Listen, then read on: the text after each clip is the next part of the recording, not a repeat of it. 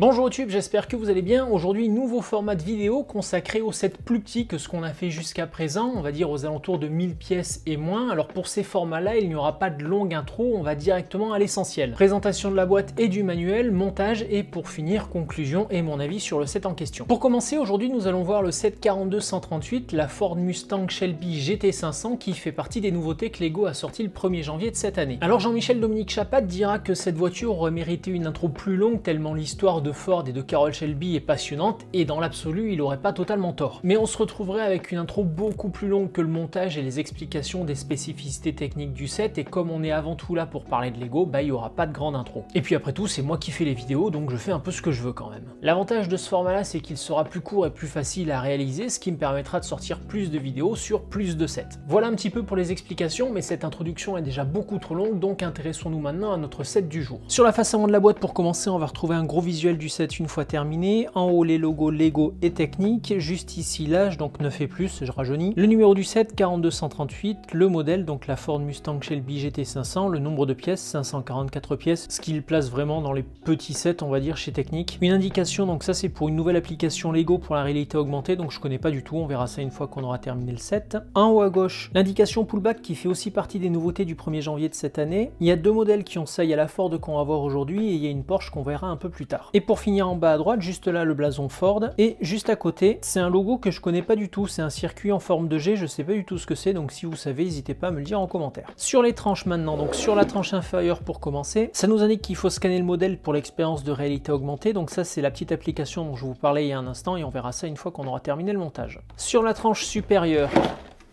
une photo du set une fois terminée et une photo de la roue à l'échelle 1. Sur la tranche droite, une autre nouveauté de ce set, c'est la rétrofriction. Donc d'après ce que j'ai compris, on charge la voiture en la tirant vers l'arrière et en bas on a une languette et en appuyant sur cette languette, boum, la voiture fonce en avant. La tranche gauche maintenant, ça nous indique qu'il faut télécharger l'application, scanner le modèle, tout ça pour profiter de l'expérience de réalité augmentée. Et pour terminer, le dos de la boîte. On va retrouver plusieurs photos avec pour commencer ici une photo de profil de la vraie Ford Mustang Shelby GT500 et là deux photos du set une fois terminées avec cette fameuse barrette rouge dont je vous parlais. On va retrouver le pullback et en bas toutes les informations qu'on a déjà vues concernant les spécificités du set.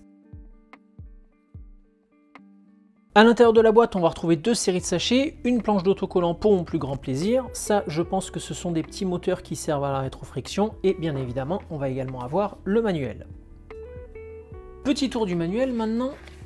Donc pour commencer, nous allons avoir des images de ce que vont nous permettre de faire les sachets 1 puis les sachets 2. Ensuite, on attaque directement le montage, tout simplement. Le montage qui se fera en 166 étapes. Ici, nous allons retrouver des indications concernant l'application de réalité augmentée et la rétrofriction. Alors la rétrofriction qui apparemment nous sera utile dans l'application de réalité augmentée, donc on verra ça une fois qu'on aura terminé le Lego. Et ici, des photos comme je les aime, à savoir une photo de la vraie Ford Mustang et ici une photo du Lego une fois terminé. Pour finir, l'inventaire des pièces, un grand classique chez Lego. Et voilà un petit peu pour le manuel.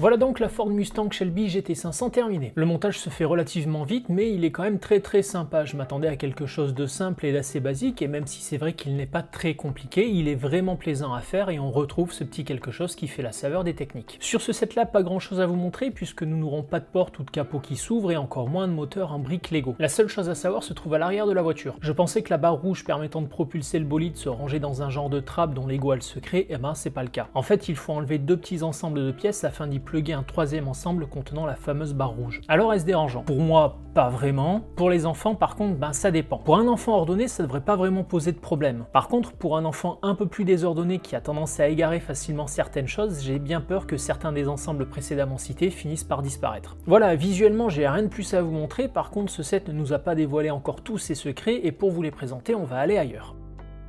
On se retrouve maintenant dans mon salon, comme ce fut le cas avec le Mercedes-Benz Z-Cross, pour vous montrer les grosses nouveautés de ce set, à savoir le pullback ou rétrofriction et l'application de réalité augmentée. Le pullback pour commencer. Alors c'est très simple, on remonte la voiture en la faisant aller en arrière, on la met en position et on appuie sur la barre rouge.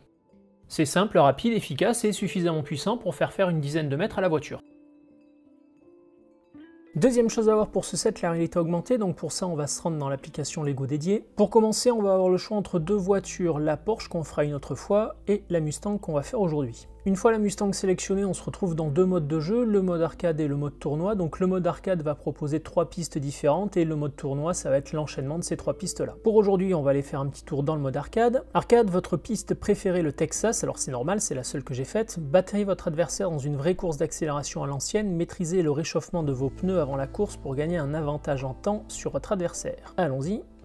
Donc là voilà, c'est ce que je vous disais, on va avoir le choix entre trois pistes, donc le désert de Juarez aux États-Unis, enfin au Texas aux États-Unis, ensuite l'aéroport de Christiansted à New York, toujours aux États-Unis, et pour finir la gare de triage de Holm dans le Michigan aux États-Unis. Donc pour aujourd'hui, on va retourner dans le désert de Juarez. Pour commencer, quelques petits avertissements, je suis prêt, voilà, et c'est là qu'on se trouve en réalité augmentée. Donc pour commencer, on oriente un petit peu le téléphone dans la pièce. Je pense que c'est pour que l'application vérifie qu'on ait suffisamment d'espace. Ensuite, on doit placer une ligne de départ, une ligne d'arrivée. Alors ça nous indique si la piste est trop courte ou pas. On va mettre la ligne d'arrivée juste là. Regardez autour. Et voilà, et c'est ça la fameuse réalité augmentée. Puisque tout autour, on va avoir un petit décor. Donc là, un décor qui correspond au désert de Juarez. Suivant. Bienvenue au Texas, la piste de course d'accélération est prête, bienvenue au désert de Juarez, Texas. Donc le modèle est détecté, vous êtes prêt à partir, donc là, départ. Donc au début on a un genre de mini-jeu, il faut jouer avec l'accélérateur pour laisser l'indicateur dans la zone verte.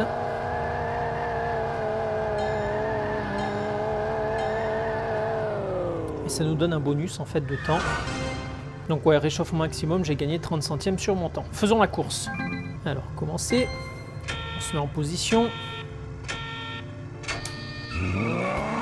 Et voilà. Donc là, temps 1,64, temps de l'adversaire 1,65, temps de réaction 0,42 et vitesse moyenne 1,04 mètres par seconde. Là on retrouve deux bonus, donc le réchauffement maximum c'est le genre de mini-jeu qu'on a au tout début et le super décollage c'est le temps de réaction je pense quand on met la voiture en marche. Ce qui au final me donne un temps de 1,09 secondes alors que mon adversaire a fait 1 seconde 65, j'ai donc gagné. Continuez. Félicitations, course fantastique, vous avez battu le temps de votre adversaire. Donc faites la course à nouveau ou terminez la course.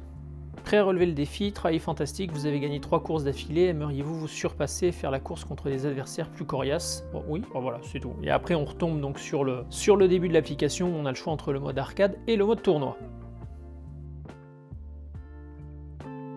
En conclusion, que puis-je vous dire sur ce set? Ben j'ai vraiment passé un très bon moment. On est d'accord, je suis clairement pas le public visé par ce genre de technique, mais il est bien fait, bien pensé, bien fini, donc pour moi c'est un bon set. Si vous êtes à la recherche d'un petit set pour vous occuper 2-3 heures sans trop vous prendre la tête, ou si vous cherchez un Lego pour un enfant qui se moque des moteurs en briques et qui préfère une voiture animée, c'est vraiment un très bon choix. Niveau tarif, il va rentrer en compétition avec des sets comme la McLaren Senna ou le Jeep Wrangler. Alors la Senna va offrir un moteur en Lego avec des pistons mobiles, le Wrangler va offrir un système système de suspension particulier est très bien pensé. Quant à cette Mustang, elle offre un système de rétrofriction et l'application de réalité augmentée. Ce sont trois modèles très différents avec des particularités et des spécificités différentes, mais les trois sont tout aussi agréables à assembler, donc en fonction de ce que vous recherchez, ce sont trois bons sets. Voilà ce que je pouvais vous dire sur cette Ford Mustang Shelby GT500. Comme d'habitude, si la vidéo vous a plu, n'hésitez pas à mettre un pouce en l'air. Si la vidéo ne vous a pas plu, n'hésitez pas à mettre un pouce en bas. Vous pouvez commenter, partager, vous abonner, bref, vous faites ce que vous voulez. Quant à moi, je vous fais un bisou et je vous dis à bientôt.